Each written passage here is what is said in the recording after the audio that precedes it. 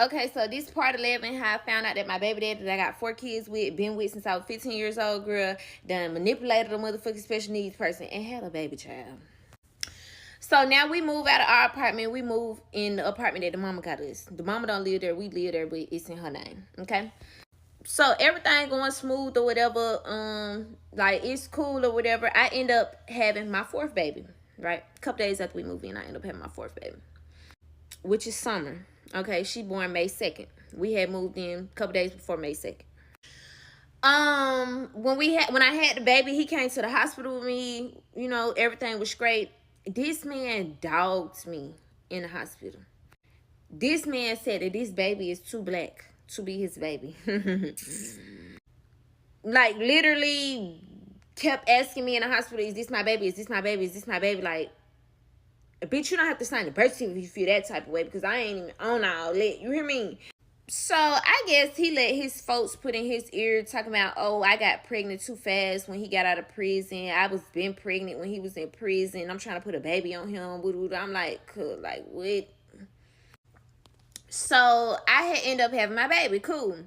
Now, when I had my baby, Mercari was coming over there to see the baby and stuff, right? Mercari is his sister. But this time she's coming over. She's bringing a Mexican girl. Now, Tokade Taco Bell is sitting on my motherfucking couch and shit, acting like she cool, eating up my motherfucking snacks. I'm in there cooking them bitches steaks and all type of shit. Girl, whole time she fucking my baby daddy. And the sister know that she fucking my baby daddy. And bringing this girl to my house.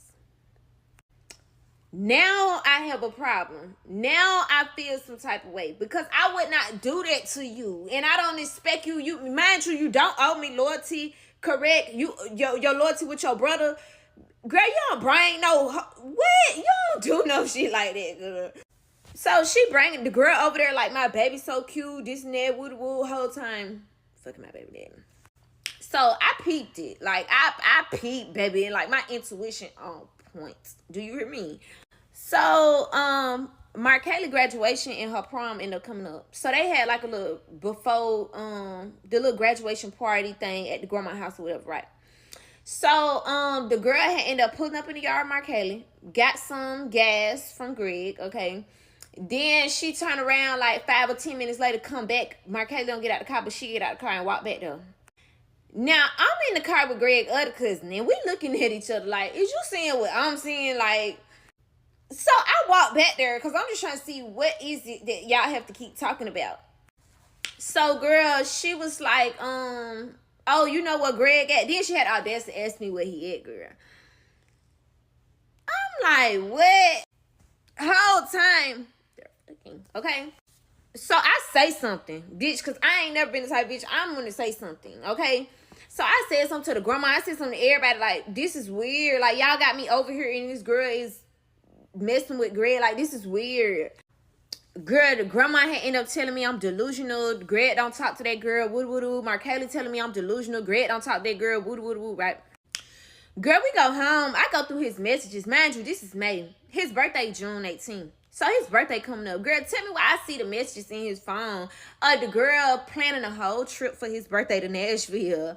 Like, wanting to pay for the Airbnb and everything. Like, she's invested with my baby daddy. So I'm just like, you know what I'm saying? Like, because I'm just trying to catch tea. You hear me?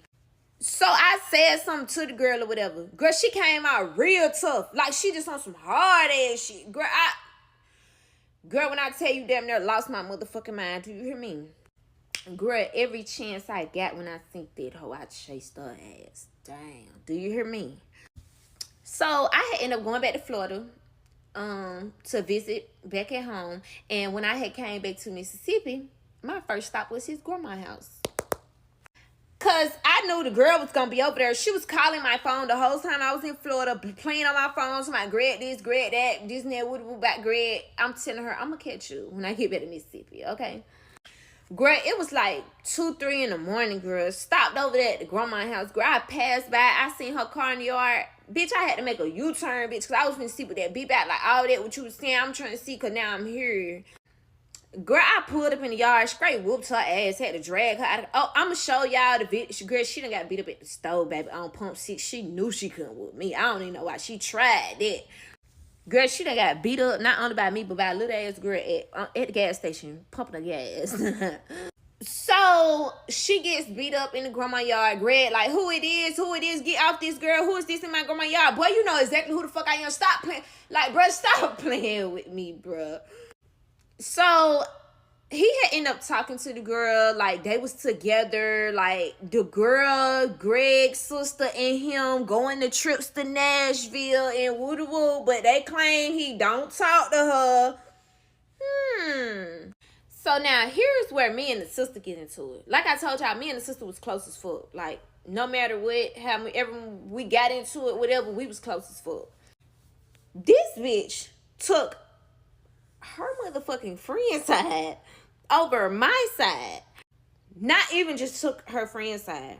Girl, her friend called CPS on me. Said I abuse my kids. I do drugs in front of my kids. I shoot up in my arm. I'm homeless. I live in an Airbnb. I ain't got no food in my fridge. Like, all type of outrageous stuff. Like, said my kids be dirty. Like, girl, just like ran out with the report, girl. Mind you, she don't know where I stay at. So they had ended up come looking for the kids at Greg Grandma's house. Mercari gonna say I called CPS on myself, baby. Her friend can't do no wrong. She said her friend an angel. Her friend put it on whoever dead. She ain't do that. But her friend an angel, baby. Her friend didn't do that. Girl, tell me why this girl harassed me for a damn near 10 months of my fucking life. Like, this was the most delusional bitch Greg have ever fucked with. Like, Greg have fucked with some delusional bitches, but this was like over the top delusional, dog. Like, she thought Greg was gonna leave his 4 kids to be with her. Like, I don't know what he be telling these females, but dog, he had her mind in the gutter. Girl, she was like calling in fucking CPS reports, like doing weird shit, like, girl, coming past my house, like just doing shit. And the whole time, Mercari just thinking I'm fucking delusional. Like, I'm losing it. Like, and I'm telling her, like, bitch, this is real. Like, this is fucking real. Like, CPS keep coming. Like, this is for real. Mind you, I would be a crazy ass fucking person to call CPS on myself. Okay? I'm calling CPS on myself, risking my kids getting to, and your brother damn sure can't take care of them. So why would I call CPS on myself? I have no benefit in that. I don't get no food stamps. I don't get no child care. I don't get none of that. So what would be the benefit of me calling CPS on myself? Anyways, we end up getting past that or whatever. The girl was like calling CPS, doing whatever. I guess she thought her and Greg was going to be together forever. I told her that wasn't going to work out. Her and Greg ain't together no more. So, boom. So now January 2024 come around. At this point, like, I don't even want to fuck with him. I'm like, bro, you keep bringing this bitch over here. Like, this bitch got your location. She, like, it's, like, so fucking weird. She keep calling fucking CPS. Like, and he not doing nothing about it. Like, I don't even care if you fuck with the bitch, bro. Like, why is this bitch keep calling CPS on me, dog? Like, you leave me alone. Go fuck with her and go on about your business. Girl, me and Greg had got into a big fucking fight about the girl calling CPS or whatever. Girl, he had ended up putting a gun to my head, to my he gonna kill me and kill himself and like all type of, like, girl, it was all over the place, girl. I had to call the police and get him up out of there because he was like really going crazy, and I really, like, at this point I really felt in danger of my life. Like, I thought he was really gonna kill me.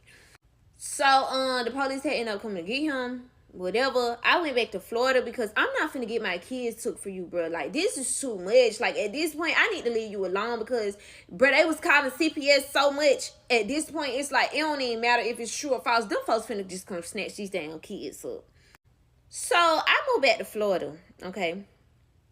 Now, when I moved back to Florida, I feel like I'm getting myself back together. You know what I'm saying? I end up moving into an apartment in Florida, and I meet a new nigga. Y'all gotta come back for the next part. One thing I know, y'all gonna let me brush my teeth and take me a shower, baby, before y'all be trying to jump down my neck about another video.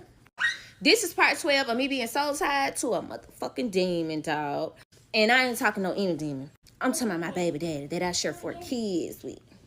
So now January 2024, we had ended up getting into a big fight, as y'all know. The fight was over Taco Bell. So at this time, Greg was on the run from the police. Mind you, me and Greg hadn't been together for about, I'll say 8-9 months at this point.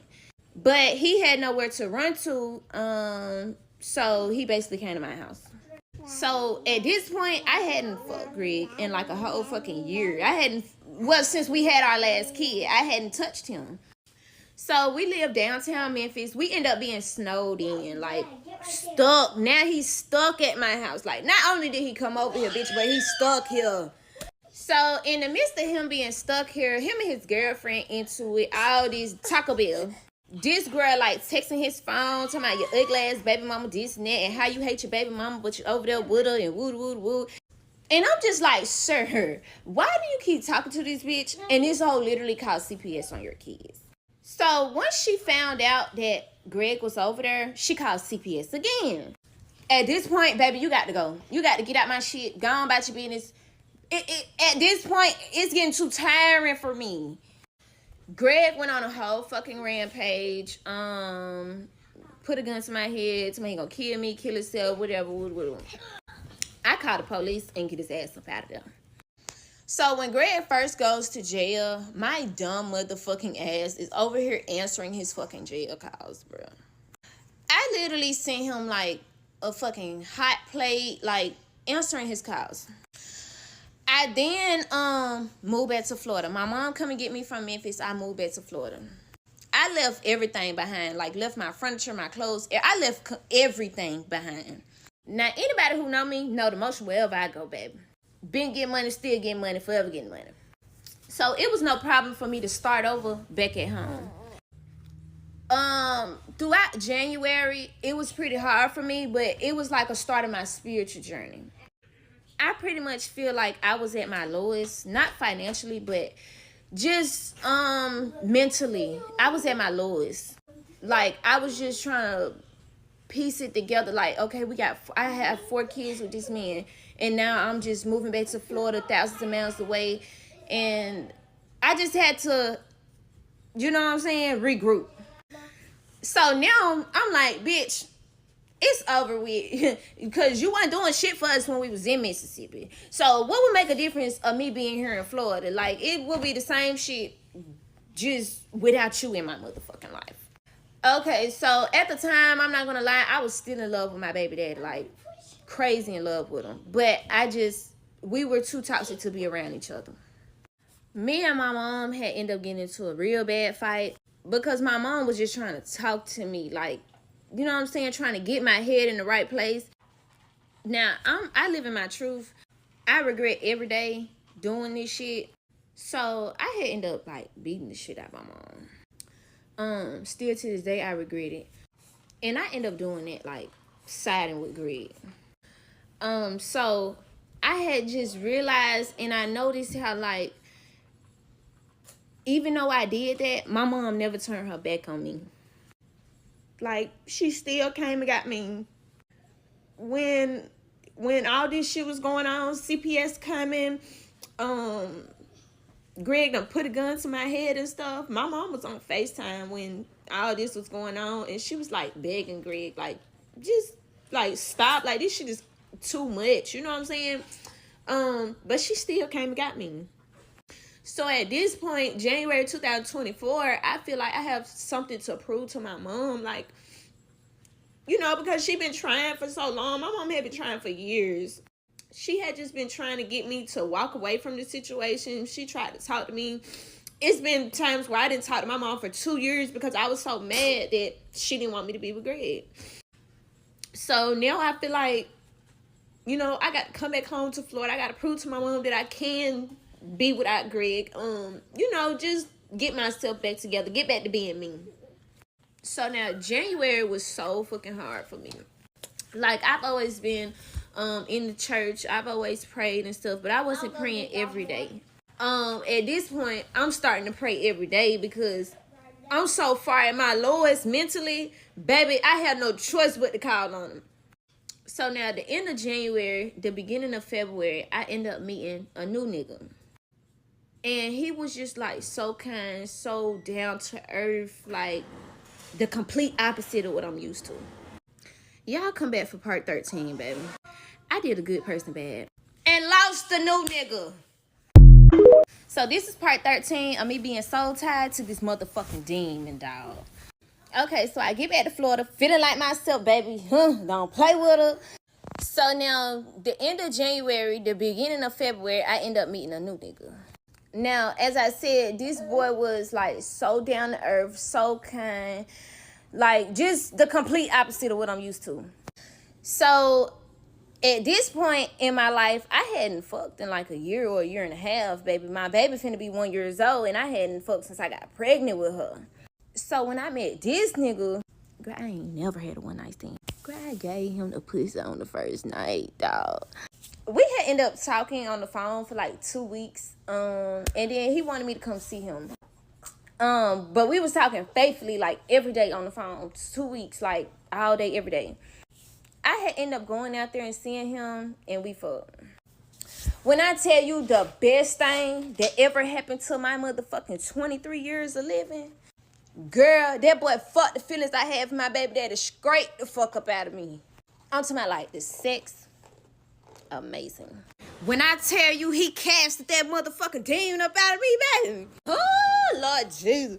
Now, at this point, I was just on some shit. Like, I just wanted a sneaky link. Like, I wasn't too into having a boyfriend or a relationship because I just got out of a relationship for 7 years, baby. And if he knew half the shit that I went through, baby, girl, if he knew half the shit that I went through, I think he probably would have had some understanding. But I just didn't even want to discuss it. Like, I didn't even want him to bring up my baby daddy. I didn't want to bring up my baby daddy. I just wanted to forget about the past. So now time go by, we kicking it, we hanging out more, you know what I'm saying? Like, we was locked in. Like, now it's like more of a sneaky link thing. Like, now I'm starting to feel him. At that point, I can't even control my emotions. Which is the reason I didn't want to be in a relationship. I just wanted a sneaky link because I can't control my emotions. So, we had ended up having a little disagreement or whatever, but we end up getting past it. Because, as I said, he's a very down-to-earth person. His communication skills, baby, A1. He basically talked to me and was like, this ain't how you got to do shit. You know what I'm saying? Just talk to me, tell me how you feeling or whatever. And we had got past it. Now, a couple months done passed, we talking and shit. I wouldn't say love, but I care for this person a lot. And I'm just really feeling him, but I don't know how to tell him that. Now, mind you, in the midst of all this happening, I'm a fucking Facebook troll. Like, I troll all day, all night. Like, that's all I fucking do is troll. But I never had the intentions of trolling him. So one day we on the phone and he ends up asking me, would you be mad if I got a girlfriend? So at first I'm kiki laughing about it. I'm like, don't even fucking play with me. But then I just felt like he was so serious. Like, now bitch, I feel offended, dog. So I'm sitting up there like, a girlfriend. Mind you, I'm 23 years old, baby. Now I know I ain't the brightest of them all, baby. And I ain't did a lot of fucking because I've been with somebody for 7-8 years. Baby, but one thing I do know is the shit you was doing to me, baby, you ain't had no business doing that to me. Baby, a fuck nigga ain't never did that to me in the 8 years that I started fucking, bitch, from 16 when I started fucking. Bitch, you got me a girlfriend. Girl, this boy was holding me up 6 feet in the motherfucking air. Girl, eating my pussy upside down. Oh my God, Lord Jesus, I miss him. Girl, this man was doing shit I be watching on Pornhub. You hear me? Girl. So now I'm in my feelings, and I'm like, a girlfriend? Like, what? So, as I said, we were very sexually compatible. Like, stuff I was doing to him or stuff we were doing is not stuff that I would normally do. Like, because, you know when you with somebody, but you can't fuck them because you're not happy. You know what I'm saying? Like, this boy here, he took time out to learn my body. Like, stuff that my baby daddy, like, never did. So, we had ended up having videos in my phone. When he made the comment about, can we still be cool if he got a girlfriend or whatever, I'm like, okay, can we still be cool if I get on Facebook and show these people a video of me eating your... Yeah. So, me mad as a mug. I get on Facebook and go live and show the video. Girl, he instantly mad as fuck. Like, girl, he was so mad, he cut me off, baby. Like, he didn't want to talk to me none. Now, at this point in my life, Greg is rubbing off on me. Like, I could not deal with the fact that this boy did not want to fuck with me no more. Girl, when I tell you live it, baby, I couldn't sleep, eat, or nothing. No, I'm just playing. But no, like, seriously, like, I could not get him off my mind. Like, I was so fucking mad, girl. I caught this man 550 times. This is not a game. So, yeah, I ended up sending him, like, all type of crazy text messages, telling him I'm finna come to his house, I'm finna do this, that, and the third. And he just be standing on business, you hear me? He like, listen, little baby, I ain't even finna do no arguing with you, baby. You come over here, I'm calling the police on you. And I just love that for him. Because I swear to God, this boy used to have me in check, baby. Like, I wasn't even, he ain't even play the rodeo with me, you hear me? So I'm like, ooh, okay, I got something for you, baby. Y'all come back for the next part. Okay, so this is part 14 of me being soul tied to this motherfucking demon, dog. We can't even say soul tied no more. Because at this point, we done found out that the new nigga done fucked the demon up. He done cast the demon up out of me, baby. So this is part 14. So now I end up getting into it with the new nigga. Like, he ain't fucking with me or whatever. I'm like, you know what? Fuck this nigga. I'm finna go about my business. A lot of y'all was on the previous video asking, am I gonna double back? I am, in fact, going to double back. I just feel like right now I'm in my healing process. So, I do plan on going to getting my nigga back, baby. I just feel like I'm finna work on myself for the next couple weeks, next couple months, so I can get him the best version of me. You know what I'm saying? I ain't worried about him getting no girlfriend or nothing, baby. Because I promise can't nobody make that stand like me. You hear me? But, yeah, I do plan on doubling back. So now me and the new nigga end up getting into it. I'm like, you know what? Fuck him. I'm finna go about my business. I had ended up hitting him up, and he was like so mean to me. Girl crushed me. Like, I ain't never seen him act like that to me. Girl, he just wanted me to leave him alone. He was like, just move on with your life, whatever. I'm like, okay, bitch, I will. You hear me? So I never, like, I didn't even text him back. I just never said nothing else to him after that. Girl, a couple months passed by. He ended up making a post about me a week ago on his social media, saying, like, he can't lie, he missed me or whatever. I knew he missed me. But I texted him and told him I missed him too, but I left it at that. Like, I'm not even going to try and, you know what I'm saying, rekindle that relationship until I can get him the best version of me. So, yeah, so I end up going on about my business. Now I'm doing better. Like, I'm in my healing process. I actually rekindled the relationship with Greg. Not on an emotional level. I hadn't let Greg see the kids in so fucking long. I hadn't let him talk to them on the phone. None of that. Like, so the original plan for me and Greg was for him to get the kids for the summer. That didn't end up going as planned because clearly he's a deadbeat. So after months and months of me trying, I'm like, listen, baby, you don't want to come get them from Florida? I'm finna drop them off to you. So now here's where we get to the craziest part. I end up getting a text to my phone while one day when Greg is getting kids with her friend. I get a text to my phone that says, I had to insert it, but hey, I don't know if you know, but me and Greg has a child together just like you and him do. When I tell you my motherfucking mouth drop. Now, man, Greg done had plenty of kids. You know what I'm saying? Sir, you can't even take care of the kids you got right now, and you still having... I thought you done learned your fucking lesson, dog. You still having kids. When I tell you I backslapped the shit out that bitch so motherfucking hard, dog. I said, you sat up here and had another baby, and you don't even take care of all the 120 million, 6,511,000 kids you got right now. So I end up calling the girl because he in front of me at that time. It's just a coincidence. She texts me at the second I'm in front of that motherfucker. So I said, let me see your baby. That was my first thing when I answered the phone. Let me see your baby. Girl, when I tell you the baby got the grid whole face. I looked at him like I was just so stuck for words. I said, so you got a newborn? He sat up there on the phone. This girl is on my FaceTime. So that's my baby, bro. Bro, I don't even know you, bro. This and that. She was like, come on, Greg.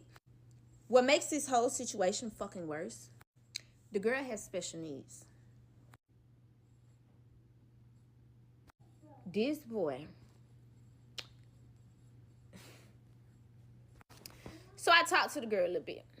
I said, mind you, I'm a mean girl. I couldn't even be mean to her, fool, because I was just, oh, I spoke to her. She said, I'm 19 and I'm trying. She said, I haven't spoke to Greg. I haven't seen Greg. My baby is 4 months old. Greg had been lying to me for 4 months. Like, he gonna come see the baby. He gonna send me some money for the baby. He all this and that, right? Girl, tell me why. This girl had been working at Sonic. Greg took advantage of this motherfucking girl. Every paycheck, this girl gave Greg the whole fucking paycheck. Girl, come back for the next part. Okay, so before we finish the story, I'm about to give you guys some a little bit of insight on the stuff that you guys are asking in the comments and things that you guys want me to get into more.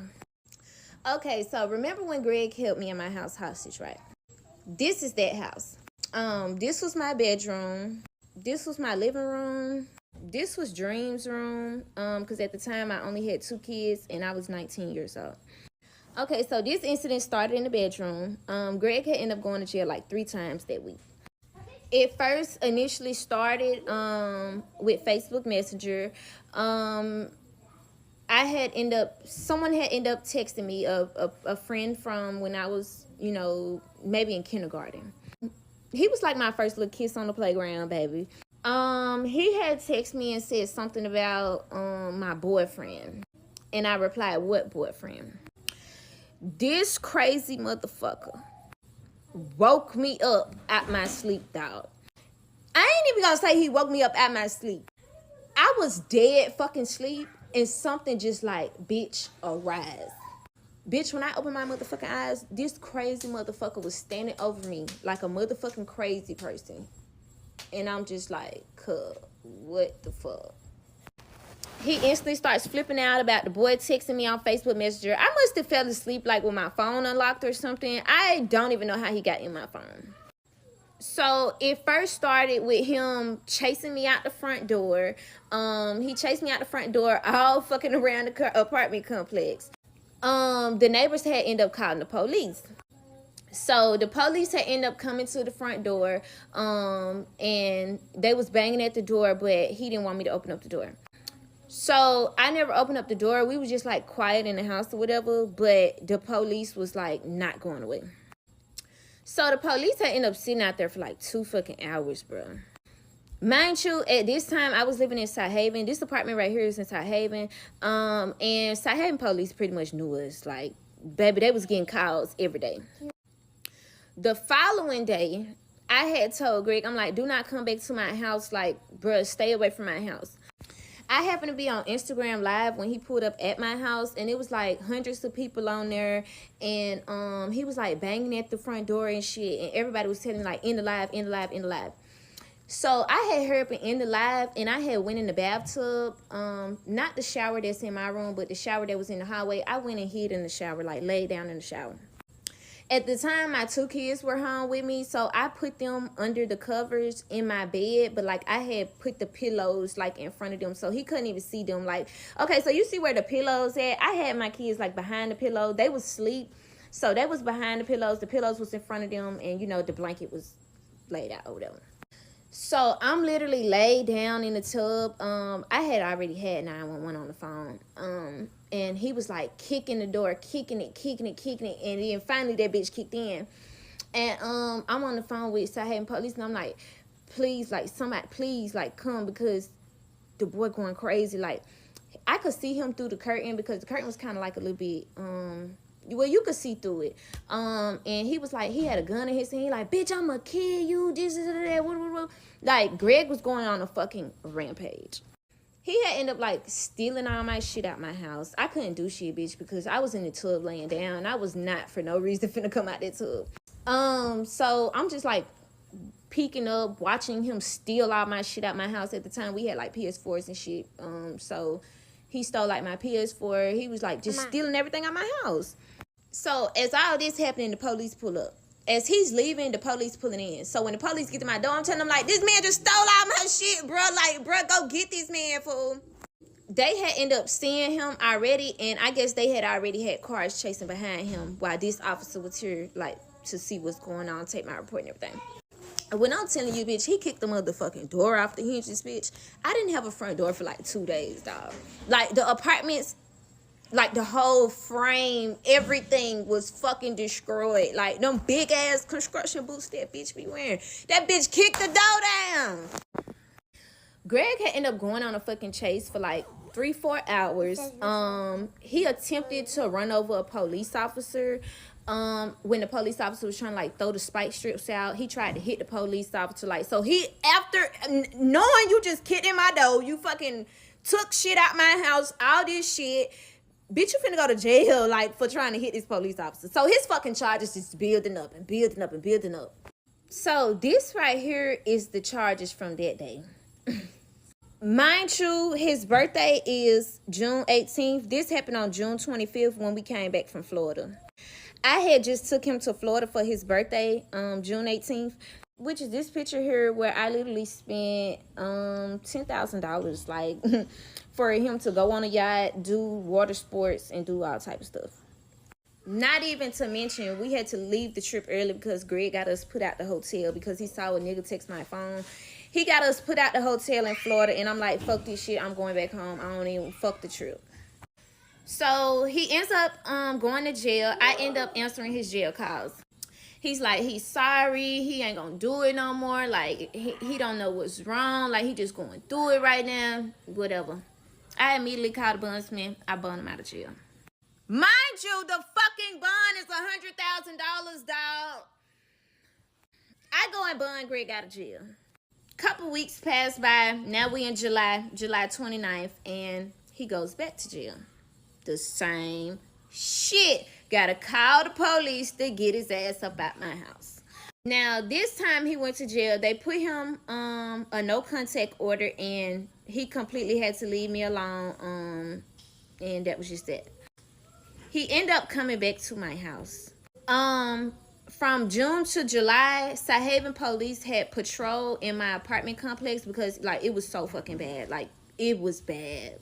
So one night, I was in the car with him, and we was on the way home, and I guess it was, like, just so happened to be the time that they was finna patrol, to make sure that Greg ain't over there. They happened to see Greg's car coming into the apartment complex. I was in the car on the passenger side.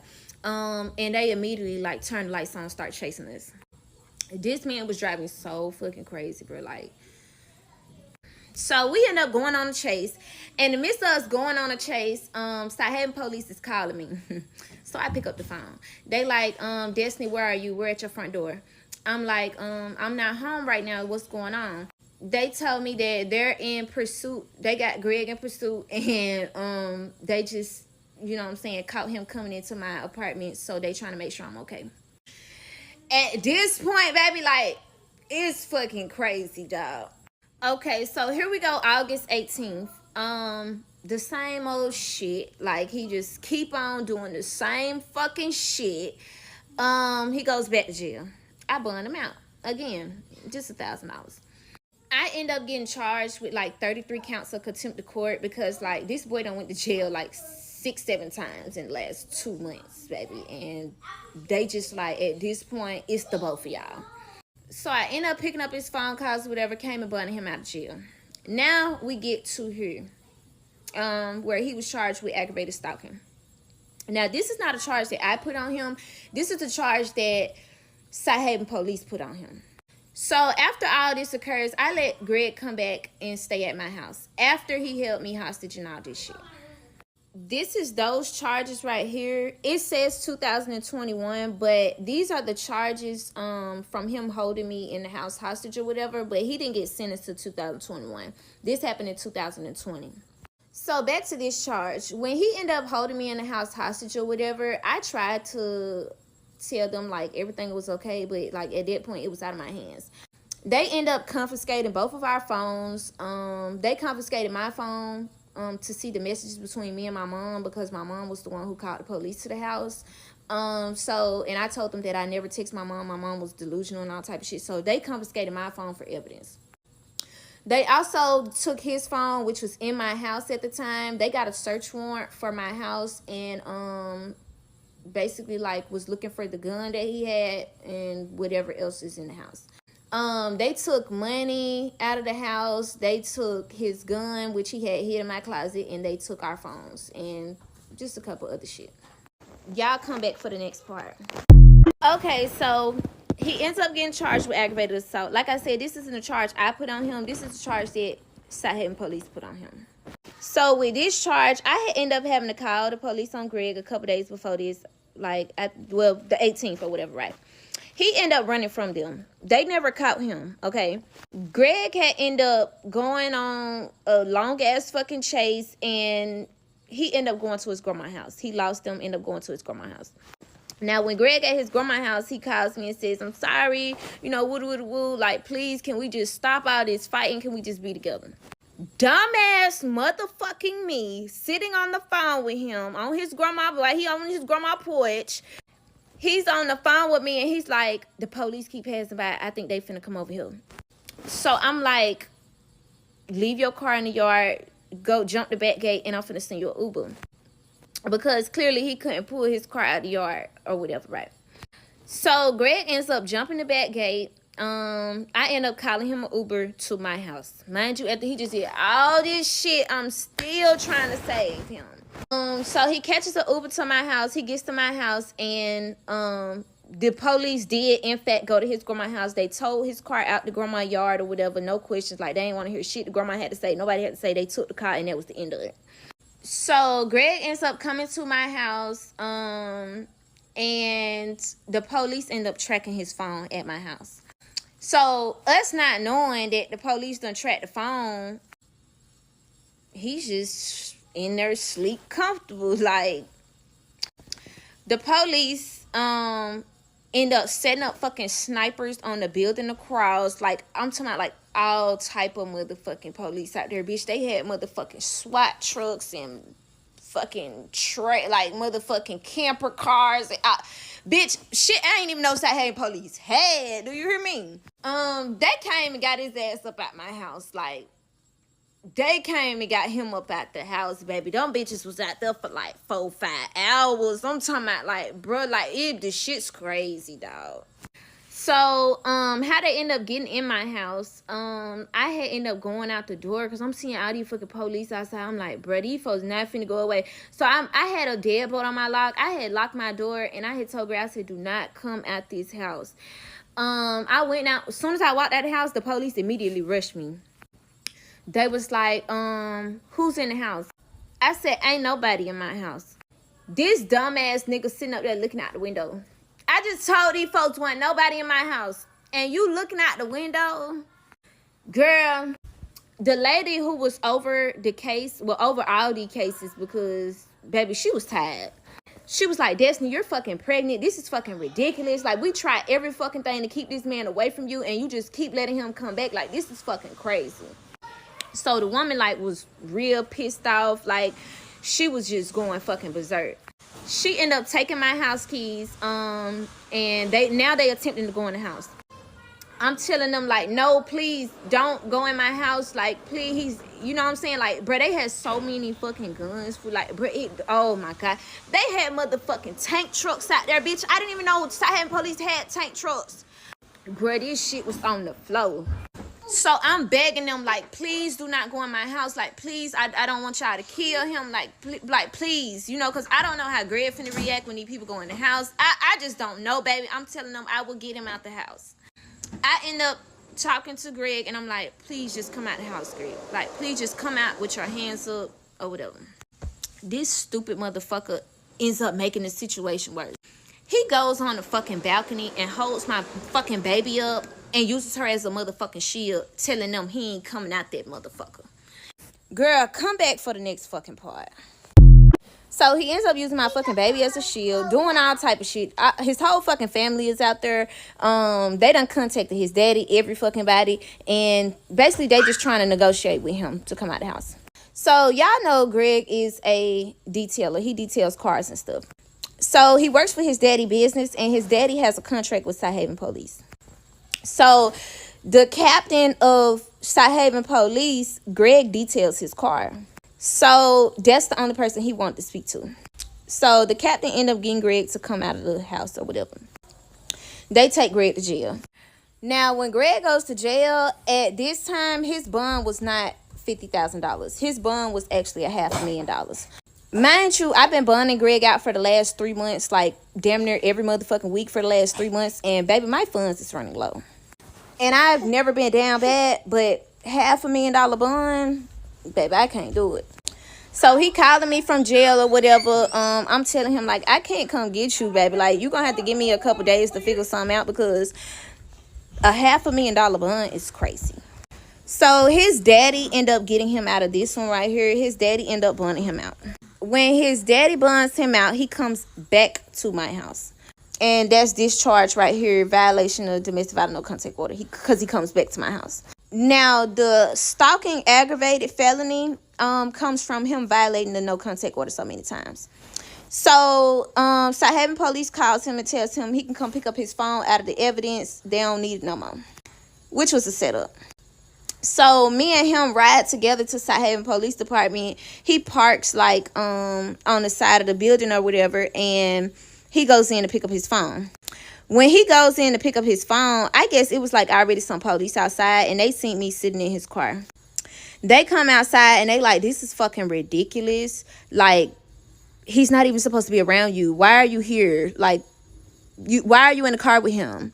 So now they trying to charge me with all type of shit. So that's where this charge stems from. They had charged him with aggravated stalking because he just kept on coming around me, and they caught me in the car at the police station. He had to sit for a couple days because his daddy had to go hire a lawyer and shit to get his bond dropped, because at that time, bitch, his bond was like outrageous. So yeah, they end up releasing him on this charge for aggravated stalking. They end up releasing him on an ankle monitor, and he no longer could come back to my address. They put him on house arrest, but he had no restrictions. He just could not go to my address. And that's where the part comes in, where I move out of my apartment and move into another apartment so that he could stay with me, because clearly he couldn't go back to that address. Okay, so a lot of people are questioning again about my story. How did I win $100,000 and etc., etc. As I said, one thing y'all ain't got to worry about is me ever telling a lie, baby. So this is my W-2 from Horseshoe Casino. Of course, I had to pay taxes on this money. I'm in debt with the IRS, baby. I ended up winning $116,000. I had a choice to pay state or federal tax. The state tax was like $3,000 some dollars, so I ended up leaving with $113,000 in cash. They paid me in cash. And I didn't pay federal tax because federal tax was like 29%. Now, if I would have paid it, I would have got it back on my tax return, but I ain't pay it. And pretty much I had to send a win-loss statement to the IRS to basically say that, you know, I pretty much lost 29% of the money gambling or whatever. And it balances out.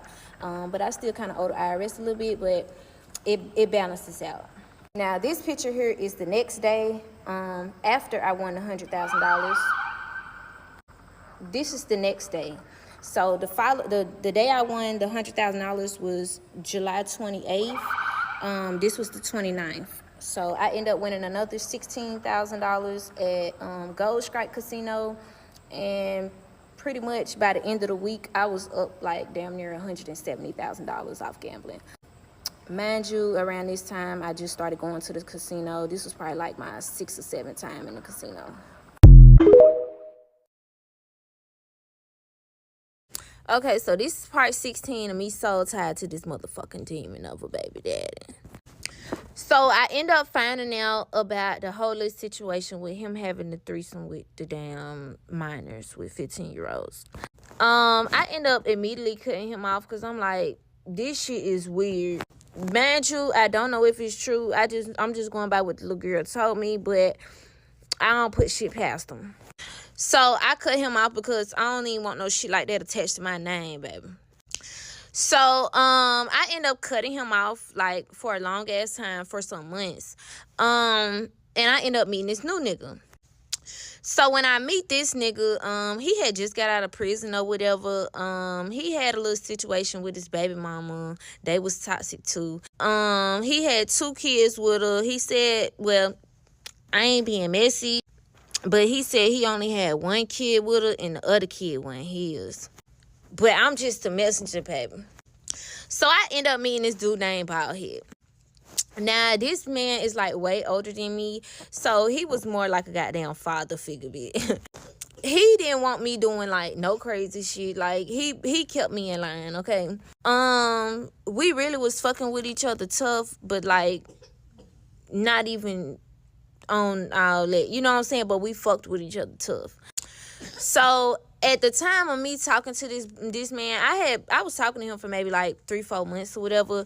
But when I was talking to him, I didn't know that he was still messing off with his baby mama. I don't know if they was like messing off, but she was crazy about him. So one night, I'm dropping him off at home and a car pulled behind me. So I'm like, what the fuck? Girl, it's his baby mama. But at the time, I'm not knowing it's his baby mama. So he getting out the car, walking in the house. He completely ignoring the person that's in the car. So I pull off because I'm not even knowing what's going on. Bro, when I tell you, bro, this bitch chased me all the way to the interstate, dog. Like, I'm like, who the fuck did he call, like, going behind me, chasing me for, bro? This bitch chased me all the way to the interstate, dog. This bitch damn near ran off the road trying to chase me, dog. I'm like, what the fuck?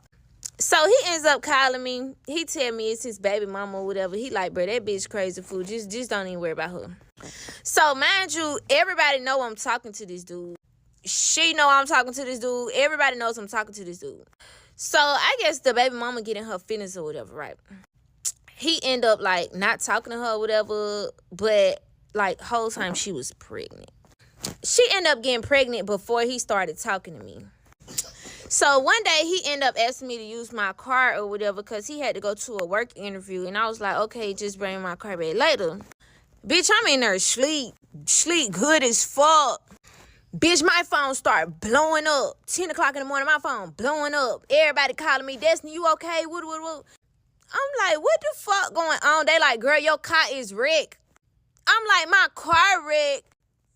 Bruh, when I tell you I was fucking blowed out, the man never called me to tell me that my car was wrecked. So I'm like, I'm calling around. Bruh, everybody is calling me, fool. So I end up getting him on the phone. I'm like, bro, where's my car, fool? Where's my car, bro? He was like, bro, I was finna call you, bro. This dumbass girl smashed into your car. Tell me why. The girl smashed into my car like 100 and something miles an hour. Her fucking car flipped over, like flipped in the air, flipped over. And this bitch crawled out the motherfucking car like she was a motherfucking superhero or something. Y'all think I'm being fucking dramatic? I'm so fucking serious. When I watched the neighbor camera, bro, I could not believe this shit, dog. I don't know how this girl made it out, baby. Bro, this girl, oh my God. She ends up wrecking my car. I end up cutting him off because I'm like, bitch, this is too much for me, okay? I'm getting money. I ain't worrying about shit with you and your baby mama, nigga. I got my own baby dad. I ain't finna play with you like that. You hear me? So, my car ended up getting wrecked. I ended up getting another little car. So now around this time is when I started going like down to Senatobia and shit more. That's like more down the way, like not the city, but down the way. So I start hanging out with a girl named Santina. So she brings me around some more people. I end up meeting more people, and eventually I end up meeting this boy named Devin. Now, when I meet Devin, it's like strictly on some cool shit. Like, he was like my brother. Like, we never had sex or anything. Like, he was just cool as hell. Now, we used to flirt a little bit, but never had sex. Mind you, Devin's sister is JJ godmom, my son godmom.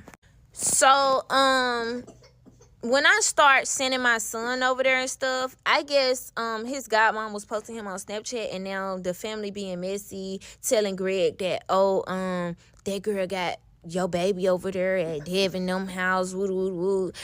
So now he thinks I'm fucking Devin. I end up buying me another little cash car. I ain't even really care to just keep on buying all these fucking cars off the lot and shit. I'm like, you know what? I'm getting money. I'm finna run it up in this little cash car. So I get me a little cash car or whatever. Now, one day, me and Devin had ended up riding to the store with Devin's sister and Santina. Mind you, we in my little cash car, and we just vibing. So when we on the way to the store, it ended up being a car keep like riding my ass, dog. Devin is driving. I'm in the passenger seat. His sister and Santina in the back seat. Mind you, I haven't talked to my baby daddy in months. I end up getting like some no caller ID calls, and I'm picking it up, and it's Greg, and he like, where you at, bitch? Woo woo woo. And I'm like, the fuck, nigga, I'm out of town. I'm in Nashville. I ain't nowhere around there. Stop calling me. Girl. So it's a car riding our ass, fool, like so fucking close. And I'm not paying attention, but I see Devin keep looking in the mirror, and he like trying to figure out what the fuck going on. So I said, that must be the police behind us. Here goes Santina crazy ass in the background. You talking about the police, bitch? That's your baby daddy. So I'm like, oh my God, fool. Mind you, we're right by the police station in Sentosa. Devin ended up trying to turn down a street off of Highway 51. He tried to turn off. Is that Highway 50? I don't know if it's Highway 51. He ended up turning off a street and trying to like go away from Greg. I'm telling him like, bro, just keep going, fool. Just keep going, bro, because he man on some more shit. Bro, tell me why this man blocked us off. Like on some whole crazy shit, bro. Blocked us off, fool. Got out the car dumping. I'm talking about dumping that bitch down. 2 guns in his hand, dumping that bitch down. Then fucking shot out my radiator. And Devin puts the motherfucking car in reverse like in Fast and Furious movie, bitch. And he just hits the gas, and like he driving, he going backwards or whatever, and fucks around and hit the fire extinguisher. Girl, Greg going crazy, bitch. Girl, all you hear is skirt. He come down there where we crashed at. Everybody jumped out the car running, but Santina. So on my little cash car, don't laugh at me, but my door behind my driver's side didn't open. And that's the side Santina was on, so she wasn't able to get out the car, but bitch, all of us took out the running. So I'm hiding in the bushes. Devin and his sister, they gone. They done left me. And Santina over there is still trying to get out the car, whatever. So Greg come down there like, where that bitch at? I'ma kill that hoe. Woo-doo. So Santina like, don't shoot Greg. It's me, bro. It's me. So Greg end up leaving the scene, baby. Y'all come back for the next part. Cause baby, Devin them road bitch at done. You heard me? I had to stop them from killing Greg. My crew, where you at? Before I get into anything, I seen some posts of y'all over there messing with Greg family. Don't do that, okay? The sister got nothing to do with it. The grandma is a very sweet lady. This ain't to bash them or anything like that. This is about Greg. But bitch, go on, get your snacks ready. Cause this is part 17 of me so tied to this demon of a baby daddy. So as y'all know, we end up wrecking out. Devin had backed into the fire extinguisher when Greg was shooting at us, right? So now Greg done left the scene. I'm running through the alley because I'm trying. Hey, y'all stop out there screaming. I'm running through the alley, trying to find Devin them. I'm trying to find Sam. I'm trying to find everybody. Like, what going on? So we end up getting to Devin's sister house. Bitch, when I tell you they round up the troops, bitch, they rolled it done. Do you hear me? Girl, this shit was on the floor. Girl, everybody. I'm talking about, bitch, one phone call, 100 motherfuckers pulled up over there. So now everybody looking for greed, bitch. Now it's really, it done got serious, baby. They ain't trying to hear nothing I had to say. Baby, I'm out there crying. I'm like, listen, please don't kill my baby daddy, okay? Like, please don't kill my baby daddy. Everybody mad at me. What I do? They like, Destiny, this is fucking ridiculous. Like, if you don't talk to him, then how he end up, you know what I'm saying? So just me putting other people in the mix, or they thought I was putting other people in the mix, it was like, damn, the fuck? So now everybody fucking mad at me. I couldn't stop them, baby. They had a mind of their own. They were looking for Greg for hours, baby, all motherfucking night. Do you hear me? So eventually, they was like, you know what? We gonna catch his ass. You know what I'm saying? So I had ended up getting them to just chill. Just, you know what I'm saying? I ended up getting shit a little bit settled. So now, fast forward, I had ended up getting back with Greg. Girl. When I tell you everybody was talking about me, girl. So now Greg ends up meeting this other girl. I'm not going to say her name because I'm just not going to say her name, okay? I don't need... She really don't have nothing to do with this, okay? And I really feel bad for her situation. So fast forward, Greg ends up meeting this girl, right? She is not a racist, but her family is racist. Now, when Greg starts talking to her, I had found out, I had ended up having some conversations with her or whatever, and I pretty much told her how it was going to turn out. She told me she had no idea that me and Greg was together. She had no idea Greg had kids. He lied about pretty much his whole life to this girl. She pretty much had her life together at that time. But she was stuck in her head like me. So now, she ended up messing with Greg, like, and they messing with each other. The girl ends up getting pregnant, right? Now, when she gets pregnant, at the time, she's like, she don't care what nobody got to say. Like, she riding for her nigga. But on the other hand, she's remembering that she has a racist family. So now she finds out she's pregnant and she calls me. She's crying. Boo-hoo crying. Destiny, I'm pregnant. I don't know what to do. How am I going to bring this baby home to my family? This, that, and that, right? And I'm telling her, like, I completely feel bad, but I don't know what you want me to do. You know what I'm saying? Because I already told you how this was going to turn out. So she ends up getting pregnant, and shit completely changes with Greg.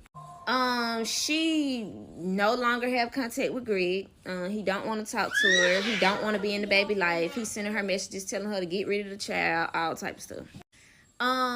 He ends up offering to pay for the abortion, but she didn't get it.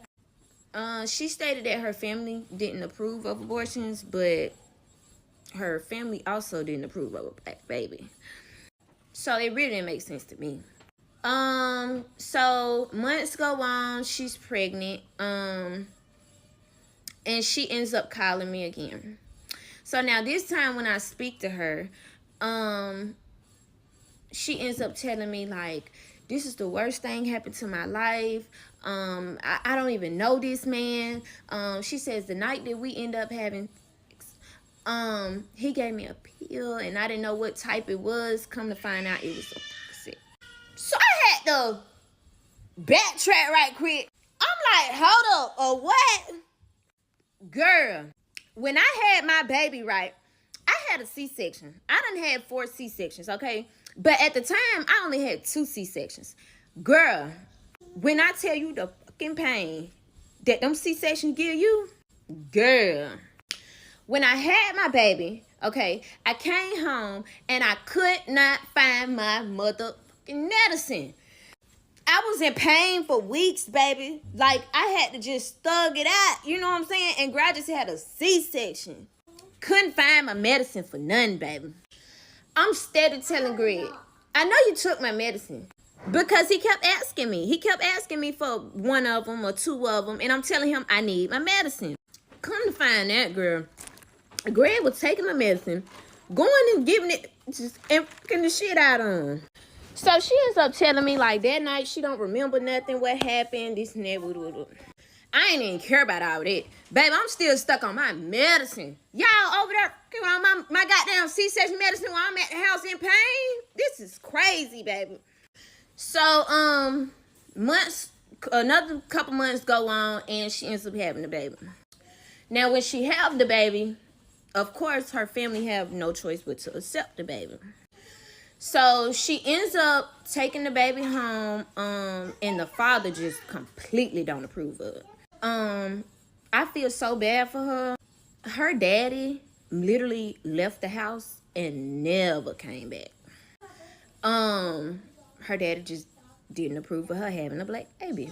Now, she also told me, like, because I asked her, like, how you know he not gonna approve of the baby? She was like, because I would ask for certain shoes or whatever, and the daddy will tell her, you back messing with them brothers and this and that and that. And so he just didn't want her to have a baby with a black person, let alone be with a black person. So the daddy ends up moving out the house, never coming back. He put a padlock on his door so that she can't have access to it, which she ended up breaking off. The house was in her mom's name, but her mom had passed away, so the house ended up, you know what I'm saying, going down to her. Since then, she's been living in that same home, and her daddy never came back. Now her baby is like 4, 3, 4, something like that. But her daddy never came back, girl. She haven't spoke to Greg. Greg haven't attempted to contact the baby. And it's just a dead end with that. Y'all come back for the next part. Good morning. Y'all remember we're gonna get up. I ain't slept in the last 2 days, cause yeah. If you think you're finna go to sleep now, you got me fucked up. Before we start our bullshit today, gonna say a little prayer. Dear Lord, thank you for beautiful people. My period came on, baby. Thank you, Lord, for just not being pregnant by now. Nigga, serial baby daddy like Greg again. Jesus' name, amen. Nah, real shit. Gonna get the fuck up. Cause this is part 19 of me so tied to this garbage, bush, nasty, foot dragging, country foot, big boot wearing ass, cockeyed motherfucking demon of a baby daddy.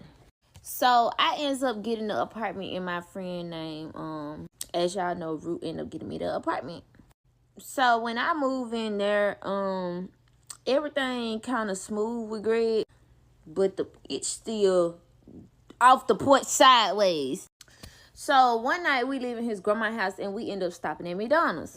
Now while we at McDonald's, I'm asleep. So my passenger seat was laid back and I was like face towards him. But the seat was all the way back. So while I'm laid back, I happen to see a paper on the back seat. And the paper just so happened to be a receipt from a motel. Not a hotel, baby. A motel. So I'm like, what the fuck? So I grabs the receipt and I look at it. And it say like Jayla or however the fuck it was. Some bitch name with a J. I'm like, who the fuck? But the name looked familiar though. So me being me, bitch, I put the paper down and typed the name on Facebook. Cause I'm trying to see who this be. Girl, the whole time it was my Facebook friend. I knew the name looked familiar for her. I'm like, the fuck? The girl whole name that was on the receipt was her Facebook name. And I done seen her plenty of times down my page. She done said stuff to me like, this bitch is weird. So, I end up saying to him like, so who you was at a hotel with? And he trying to act like he's so fucking dumb. And he telling me, I wasn't at no hotel. Woo. So I show him the receipt or whatever. He told me, oh, that's my cousin. I ain't gonna say his name. So he was like, that's my cousin receipt. And I was like, how your cousin receipt get in the car? Girl, tell me why this boy made up a whole fucking story, right?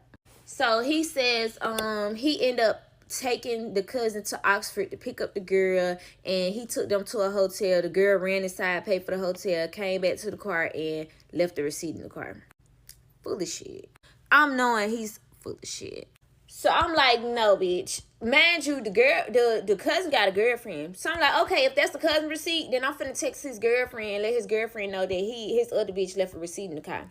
So here he go. Nah, bro, you ain't gotta do that. You starting shit. Woo. That's why I don't like to tell you shit, because you go starting shit. Woo. Oh, baby, I care nothing about that. You said it's the cousin receipt. So I'm finna see if it's the cousin receipt. So we end up getting to the house. Mind you, I'm fucking pissed because I know he's full of shit. So he ended up asking me to do his hair. So I'm like, okay, I'm gonna do your hair. We turn on the movie. I start retwisting his hair. While I'm twisting his hair, he falls asleep. Mind you, his phone is on the other side of the bed, like kind of towards the end of the bed, but it have no code on it. I never bothered to go through his phone because I really don't give a fuck. But this night, I'm like, no, bitch. I'm finna go through this phone. So, his phone had ended up ringing. It was the bitch calling. The same bitch that was on the receipt. So, I didn't even bother to pick it up. I'm just looking at the number across the screen. So, I see the number. I type it on Cash App, and that's how I knew it was the bitch calling. So, after she had, like, stop calling or whatever, I'm still twisting his hair, and I'm thinking about it. Like, I'm contemplating, like, should I go through his phone? Should I not go through his phone? Bitch, because I ain't gonna lie, bitch, my heart falls to my motherfucking asshole when I see shit like that. Like, baby, they don't have to come pick me up off the floor. Do you hear me? So I'm like, fuck it, I'm finna go through the phone. So I reach over him, I grab the phone. I end up going through his messages. Now, me being me, bitch, I'm going to her messages. So I don't give a fuck about nobody. Bitch, I'm trying to see about this receipt. So I go to her messages. So when I get to her messages, she had ended up sending him a screenshot of me texting her on Facebook. And I said whatever about the receipt. And so she was like, your baby mama texting me this and that. And he was like, tell her that, you was with Woot, his cousin. The most craziest shit I heard. Boy, you ain't never thought you finna fuck with me and I'm finna lie for you to your motherfucking baby mama and tell her that I was with your cousin. Boy, hell no. But the girl going along with it, fool. So she did end up texting me and saying, oh, I was with Woot. And I was like, no, bitch, you weren't. So I seen the message back and forth or whatever. And she was like, oh, now you gotta pay me because you inconveniencing me, your baby mama texting me, this and that. She also had some messages in there talking about she pregnant and she need money for an abortion. He's so fucking dumb, bitch. He sent her money for an abortion. Come to find out, she was never pregnant. I had ended up talking about her real bad on Facebook. She called me on Messenger and had like a long ass conversation with me talking about she didn't mean no harm or whatever and told me that she lied about being pregnant and finessing about his money. Crazy, baby. So when I had seen the messages, I had instantly knocked his ass about his sleep, baby. He jumped up all scared and shit, like, what? And I'm like, this what you doing? Like, this weird ass shit, like, this, you still on the same shit? So I'm like, you gotta get the fuck out, bro. Like, go on get your shit and get the fuck out of my house, bro. Now he gets mad at me because he got caught. Girl, the most craziest delusional shit I ever in my fucking life heard. So he ends up pulling a gun on me. I'm telling him, like, put that fucking gun down. Like, stop pointing that gun at me. You weird as fuck. Like, and in the midst of us yelling back and forth at each other, like, you know when it just be so much commotion? Like, you yelling, I'm yelling, like, everybody like, shut the fuck up. Bitch, it was like one of them moments. He up there waving the gun around and shit, acting like a crazy person, end up shooting the gun in the apartment, fool. Dumb motherfucking ass almost shot himself. He had the gun in his jacket pocket and he doing like this, waving the damn shit around like that in his pocket, like yelling, you know what I'm saying, all the fucking hand movements and shit. End up shooting through his jacket. Almost shot his motherfucking self. Shot through my motherfucking apartment floor and it goes through the lady downstairs motherfucking apartment. Oh, bitch, I ain't mad as fuck. He instantly chilled out. He instantly like, bro, chill, fool. I don't know. Most stupidest shit I ever in my fucking life. I really, honestly, to be honest, I think something is really fucking wrong with him. Like, how do you just go from fucking berserk crazy to chill? Like, bruh, I'm fucking lost for words, okay? So I'm like, you a dumb motherfucker. You a stupid motherfucker. Now, what if you would have shot me? Like, you know what I'm saying? Like, I'm spazzing on his ass. So after, like, a whole fucking hour of us motherfucking arguing and shit, he called himself tired, baby. Oh, me, baby, I don't get tired. This is part 20 of me so tired to this demon of a baby dad. Now, I ain't gonna lie, baby. I got a little animosity, boo. I'm mad as a mug. So, yeah, I got a little attitude. So, since I'm a deadbeat, let's go and talk about you, deadbeat. So, y'all remember the trip I ended up taking to Florida with Greg, the $10,000 trip where he goes on the yacht and do all the water sports, correct? Okay, cool. So, we drove to Florida. We didn't catch a flight. We drove his car to Florida that he got by filing my kids on text and not telling me about it, baby. I knew nothing about him filing my kids on text. Man, you do nothing for my kids, but you filed my kids on Texas? Baby, please. So on the way to Florida, this man had weed, pills, all type of stuff in the car, a gun in the car, and I know nothing about it, baby. Now, I'm not going to say I didn't completely know nothing about it, but I only knew about the gun. I did not know about none of this other stuff that's in the car. Everybody carries a gun, so I didn't see nothing wrong with him riding with the gun to Florida. But the weed and the pills, I absolutely did not know nothing about that. Now, on the way to Florida, we end up getting stopped by the police somewhere in Alabama. Now, I don't remember which kid was in this car, but it either had to have been the oldest or the second one. Don't know which one, but it was on where the fuck was the other kid? I don't even know, baby. Must have been at the grandma's house.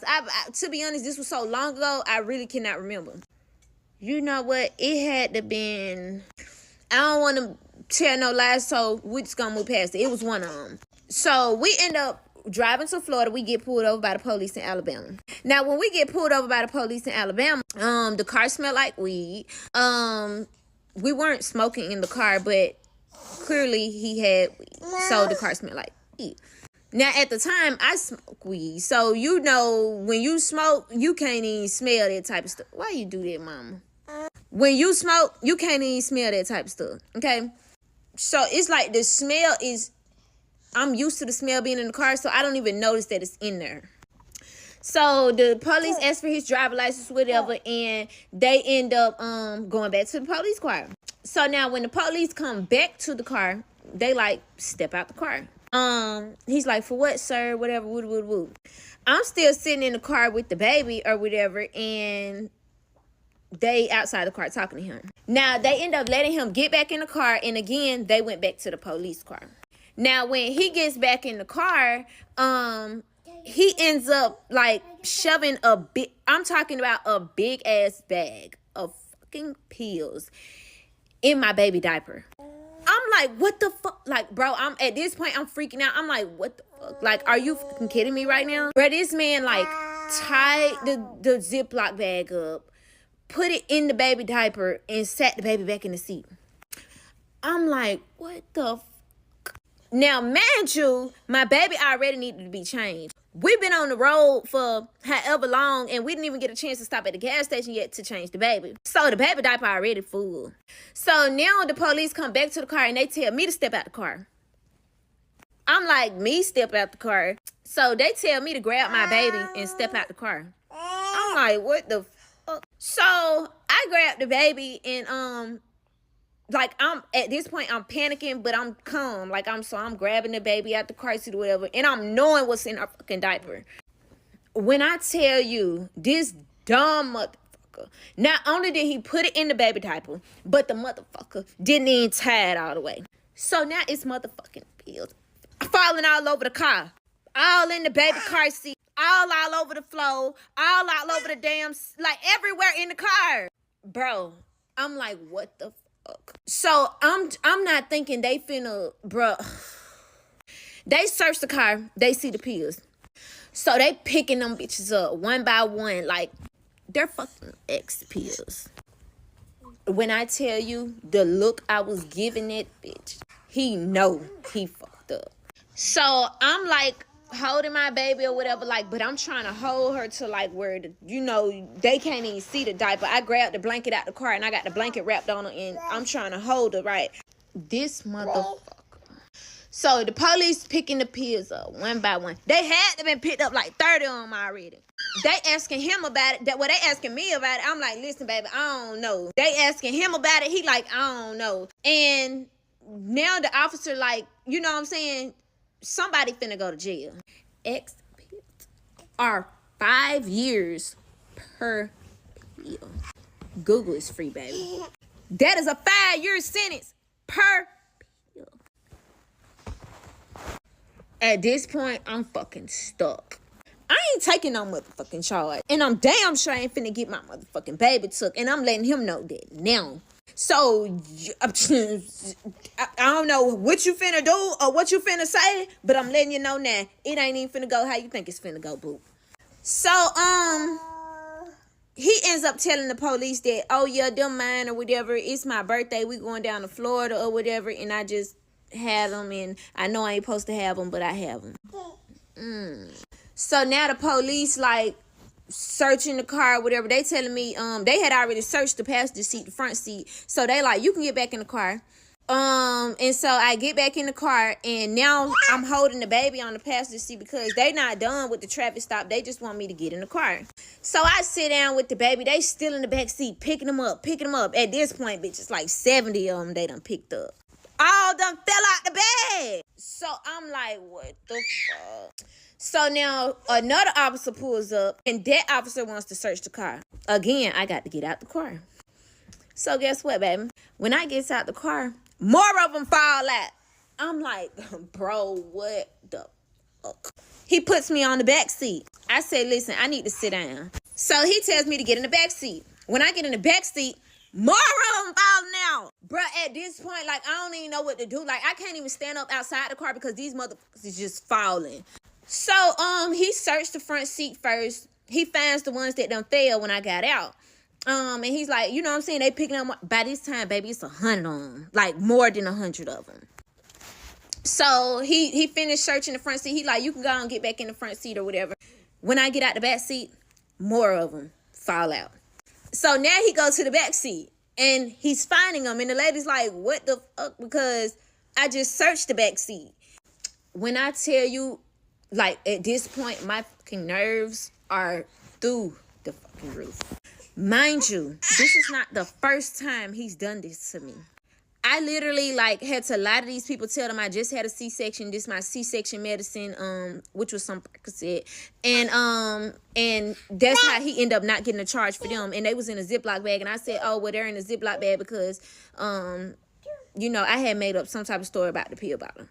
So, I ended up getting him off that time. Baby, this time, I wasn't even going like that, bro. My kid finna get took and everything. I'm not even finna go like that. So now they blow. Like, the police is blow. They like, bro, it's so many of these more. And I just searched the back seat or whatever. So at this point, I'm like, well, I must have sat on some when I was in the back seat. And, you know, when I came to the front, it must have went on it was already on my pants. She goes for it. Now, the police end up letting me stay in the car, but they talk to him. They end up talking to him for a little minute. Mama, can you please move? So they end up talking to him and just lets us go. Baby, at this point, I'm looking at him with the side eye. Because I'm like, no ticket, no nothing. You just letting us go? Have a safe trip?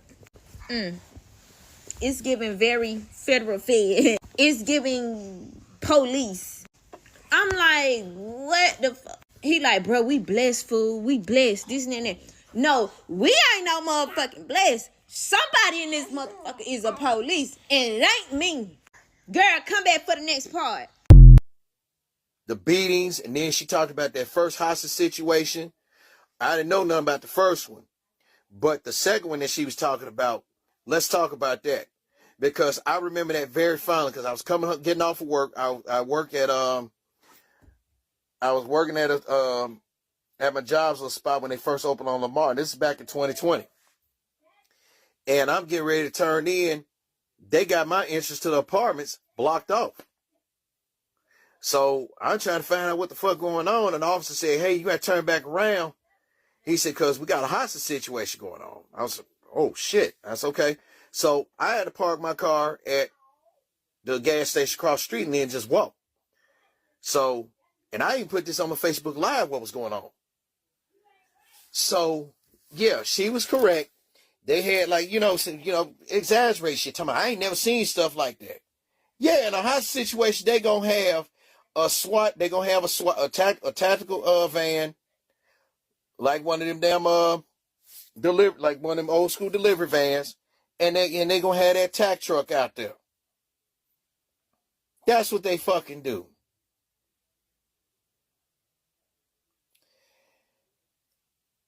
Everything what Destiny said about this is correct, except she left out one detail I'm gonna talk about in a minute. But here was another one. I remember it was a blonde woman out there that was talking and said that she was there, and she even said that she was cheating, got to the point where they were so sick of them. Her talking about Destiny Gray, that they so sick of them, they wash their hands, they wash their hands and their ass on the shit. They really did. And when South Haven PD has washed their hands of you, and when they trying to tell you, leave this motherfucker alone, and you don't fucking listen, they don't, hey, I mean, this is my thing.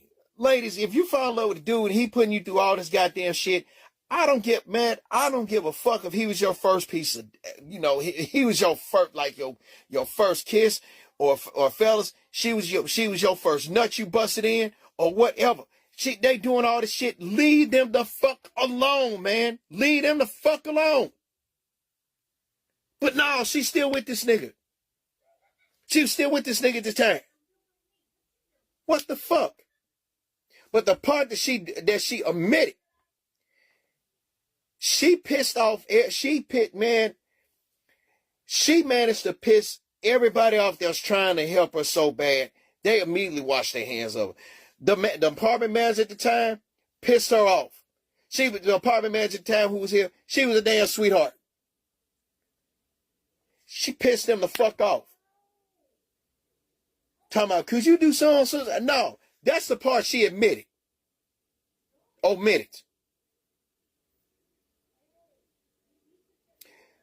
Because I was walking back up to the gas station to go get my car. Man, she managed to piss everybody off that tried to help her with the Qapital, when she lived over at this apartment complex. When you burn bridges with good people trying to help you, guess what? When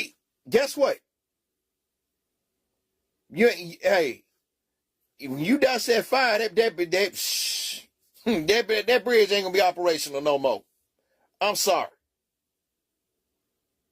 I'm so sorry, but when she managed to piss off the manager, the manager made a decision, no, basically I said, no, fuck 30 days, y'all ass getting out of here. Y'all got 7. Y'all got 7 days to leave out this motherfucker. And then she's saying I don't know now, is she back with this dude? I don't know. If she is, bless her fucking heart.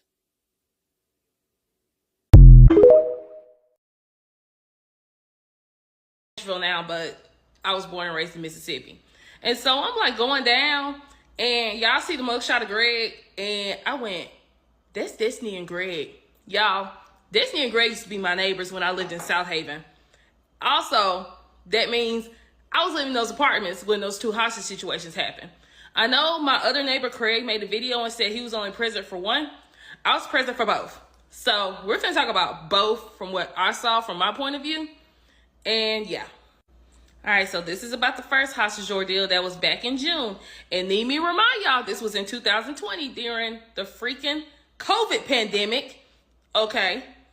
So I was working from home at the time, and I had just got off work, and I was cooking dinner, I want to say. My neighbor, Kasha, I'm going to talk about Kasha a good bit on here. Kasha was my neighbor at the time. We lived across from each other, and we were cool. We're still cool. We follow each other on here and everything. And so Kasha calls me and says, hey, girl, you want to walk down the street with me real quick? I was like, sure. And so we meet each other outside our doors. And I said, what's going on? She said, girl, the police down there. And I was like, let's go see what's going on. Because one thing about it, we would be nosy together. And so at the time, it was when cops were at our apartments, something was going on. Because our apartments were pretty safe, like very safe. Like there was little to no crime there at the time because we had an apartment manager that made sure that shit didn't happen. Okay, so we walk down there and we see this lady who Destiny described as the caseworker and a bunch of other cops just getting ready to leave. And we was like, hey, everything all right over here? They was like, yeah, it was just a domestic dispute. They said, everything's fine now. I was like, oh, okay, well, y'all have a good night. They were like, yeah, y'all have a good night too. This was like 5:30, almost 6 o'clock in the evening.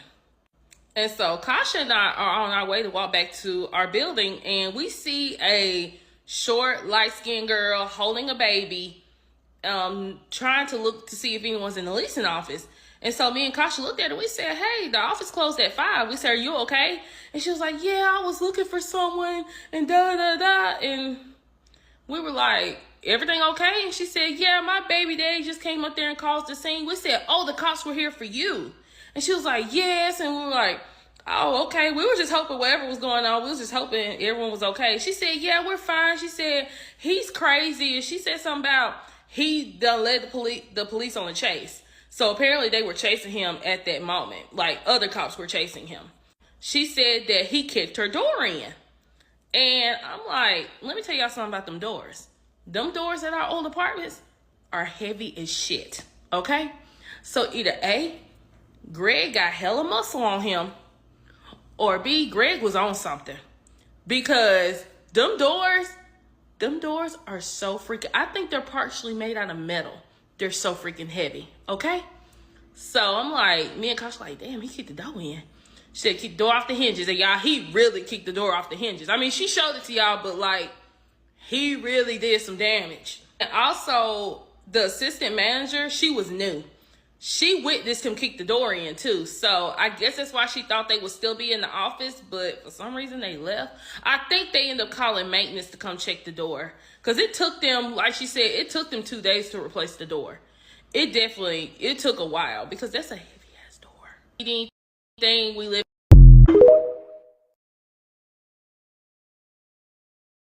in the building right over here. We hope you and your kids have a safe night. And she was just like, thank you, y'all. She was sweet as she could be. I kid y'all not. She was a sweetheart.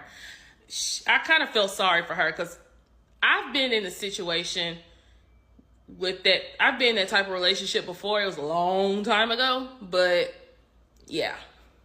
Okay, so the very next day, I'm working. I have my blinds open. I'm like sitting there doing my work. And y'all, I saw one Standoffs PD cop come through, and I'm like, okay, maybe they're just patrolling. Y'all, one turned to 10, and then turned to damn near 20. And then I see the SWAT team pulling in. I see rifles coming out these cars. I'm like, what the hell is going on today? And so I'm like, I'm not gonna go out there right now because they got rifles. And so I look out the window, and I see Destiny crying. I'm like, oh, bro, that fool done came back. I ain't gonna lie though, I did tell Kasha, I said, watch his dumb ass come back and the cops gonna get him. I told her that the night before. So the fact that he came back, did just show how dumb he was. Why would you go back to the place you committed the crime at? Like, that was dumb. I don't care. That was stupid. I told Kasha meet me outside. We met each other outside. And we just looking like, what the hell? And so we were finna walk up to Destiny, but y'all, the caseworker was too busy going off. Y'all, when she said that woman went off on her ass, that woman went off on her ass, okay? Her and that other cop were cussing her out left to right because they were sick of it. They said, we are trying to help you, and you keep letting this boy back in. They was like, we're about to not have any options. But of course, they had to arrest him because of what he did the night before, and he was currently hostage in the apartment. He would not come out, and he had those kids. And so with the situation happening, they had to evacuate the leasing office. So basically, our apartment manager had to go out, our assistant apartment manager had to go out, and the maintenance man had to leave. Y'all, my apartment manager, she is such a sweet lady. Like, sweet as she can be. I mean, very sweet. Y'all, when I say she was livid, she was livid. And the crazy part was, when she first came over, because they had to evacuate, they had to come over to our building. We all had to stand outside of me and Kasha's building. And so, yeah, I'm going to get into that. And so basically, me, Kasha, a couple more of our neighbors, and the whole leasing office is outside of our building while this is happening. And Destiny's over there too. She comes over there. And she's crying, and me and Kasha are like, what happened? And she basically said that the baby daddy pulled up. She said the baby daddy wasn't even there 5 minutes, and cops just swarmed in. I said, yeah. I said, they knew he was going to come back.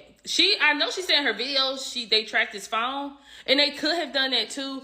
But the way Southampton PD operate, I really think they had an undercover cop out there watching him come back. Because if somebody that messed up, they going to go back. I really think they had a cop watching for him to come back. And as soon as he came back, they swarmed their asses up to our apartments. But yeah, she told us the story about that. But the part, and y'all, Lord forgive me, I kind of went off on her. I kind of made her feel bad. And I feel bad for her up to this moment. But when she told me she left her kids up there, I was like, so you just thought it was okay to run out and just leave your kids up there with him? Y'all, even up to this moment, if she sees this, I apologize. I just was thinking about the kids at the moment. Because me personally, I would have been up there with my kids. Or the kids would have left and I would have stayed.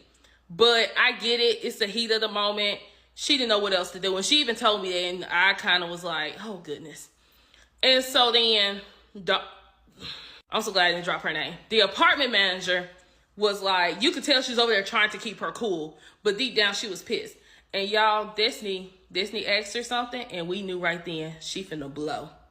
But when they evacuated the leasing office, they had to leave everything behind, and the apartment manager's not gonna have her tenants' numbers in her phone. And so y'all, Destiny asked the apartment manager, can you call my brother? We all looked like, oh shit, we knew she was gonna go off on her. Y'all, next thing you know, the apartment manager goes, do it look like I got anything to call him with? Do it look like I got anything to call him with? We were like, oh shit, we ain't never, y'all. She is the sweetest lady ever. When she was going off like that, we like, oh shit, she tired of this shit. Like, she was fed up. So right after that, the cop does his gun back, like he's finna fire a shot in a unit, and Destiny panics, and she's like, oh my God, please don't kill him. So she runs back to the cops. And so one of our neighbors is like, what building does this girl live in? And so we were like, oh, she lives across in the 2 bedrooms with her brother. And then our apartment manager, she looks at us and she's like, not for too much longer.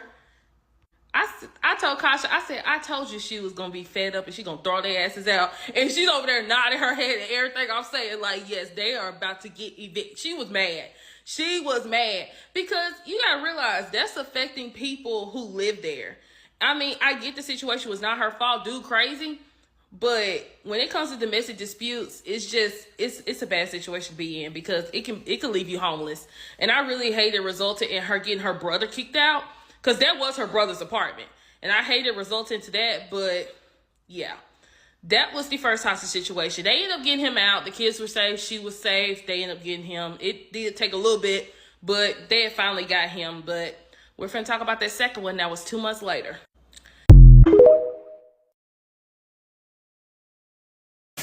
Listen, don't be trying to rush me, baby. This is part 21 of me soul tied to this motherfucking demon over baby dad. So here it is. We end up getting pulled over in Alabama, and now we go to Florida for the birthday trip. We end up getting into it on the trip. He got caught texting this girl. She was a young ass girl, but she was like a messy bitch.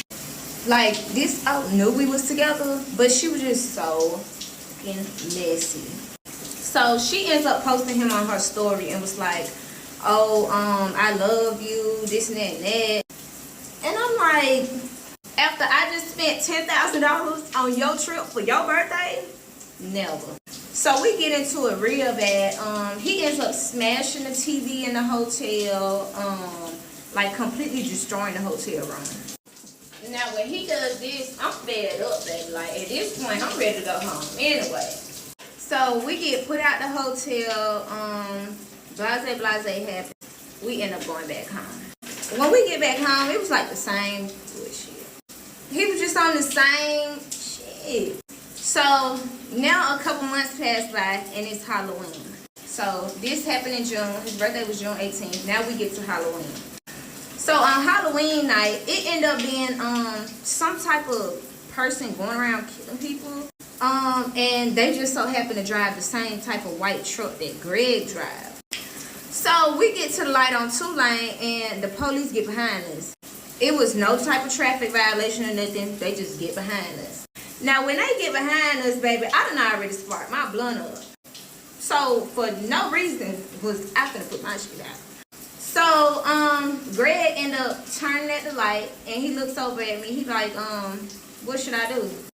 And I just look at him like, I don't know what to say, because I ain't the one driving. So, he takes them. I'm still smoking my blunt, baby. I ain't got nothing to do with this, you hear me? So, he takes them. He driving so crazy. He out on back roads. He everywhere, baby. And I'm just over there smoking my blunt. At this point, baby, I don't even know what to say. They so far behind. They bus is behind us, baby. They might well give it up. So, he ends up losing them. Now, this dumb motherfucker, knowing he out of gas, took the police. I didn't know he was out of gas, but he knew he was out of gas. So now he running out of gas and he got to go to the gas station. Mind you, the police is still looking for us because we done seen them motherfuckers shoot past us on the back road and everything, and we have no gas. So we get to this little gas station, but the gas station is closed. So of course when we get to the gas station, he ain't got no money, baby. He ain't never got no money. So I get out with my debit card to pay at the pump because the gas station was closed. So when I put my, I'm talking about as soon as I put my card in the damn machine, the police pulls up. But he didn't like straight go to the car. He kind of like circled around the gas station and then he blocks us off. Immediately, 100 police pull up. So I heard him jump back in the car, baby, because I'm thinking he finna take him. Girl, now he sits there. I mean, we was out of gas, but damn, dog, you didn't even give me a chance on me. So now here it is, another situation he done put me in where I gotta take another charge. So at the time, y'all know Greg had kicked in the door, held me hostage, did all this shit. He's on the ankle monitor and he's not supposed to be in no trouble.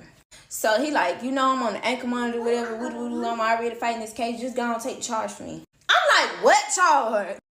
Mind you, he wanted me to take a gun charge and a weed charge. Mind you, it wasn't like a 3.5. It was like 2 ounces.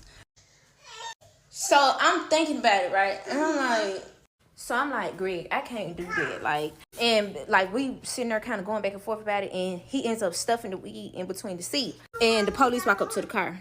So now I have no choice now because he clearly already made it known that he ain't finna take it. And I'm sitting over there like, I'm trying to tell him that I can't do it. And then like the police just walks up to the car. So when the police get up to the car, they like, step out. Like, cause he already done took him on a chase with them. So they make him step out the car. I'm still sitting in the car. They immediately put him in handcuffs, put him in the back of the police car. Now they come over there to me. They want to check my ID and do all this and that. And I'm like, baby, I'm just a passenger. I'm like, I ain't got nothing to do with this, baby, okay? So, as I told y'all, I was still smoking my blunt. So I had a blunt or whatever, and that mug was still lit up. So the police like, where the weed at? I'm like, what weed? I ain't got none. This all I got right here. So he takes my blunt. He steps on it and like smushes it on the concrete. Pissed me off, baby. Do you know how much money I spent on weed? And you got the audacity to be stepping on my shit? Child. So he's like, I know there's some more weed in here. So you might well just go and give it to me. I'm like, no, boo, we got to negotiate something. You hear me? So I'm steady telling him ain't no weed in the car. He ends up searching the car and he only finds the gun. So he like, who gun is this? He first takes the gun to Greg to the back of the police car and was like, is this your gun or whatever? I guess Greg told him no. So then he comes back and I'm like, it's mine. So he was like, well, you know why I have it, this and that, and I ain't got no carry and this and that. I was like, because I just met this dude. I don't know him. This is my first time linking with him, and niggas be on some weird shit. They be trying to rape people and kidnap people and all type of stuff, so I need to have a gun. So he went for that. He ended up calling in the gun, checking that it wasn't stolen. It wasn't stolen, so you know what I'm saying? He ends up putting the gun back in the car. Now with the weed, he keep asking for the weed. Now he's like, at this point, if you don't give me the weed, you finna go to jail. I'm like, listen, baby, can we negotiate something? So he's like, what, you know what I'm saying, what? So he like, it depends on how much it is. And I'm like, okay, so if I give you weed, you ain't gonna charge me with it. And he was like, whose is it? I said, it's mine, but I ain't trying to get charged with it. So he was like, go on, give it to me. I ain't gonna charge with it. I was like, no, you got to pinky promise me you ain't gonna charge me with it. And so he ends up pinky promising me that he ain't gonna charge me with it.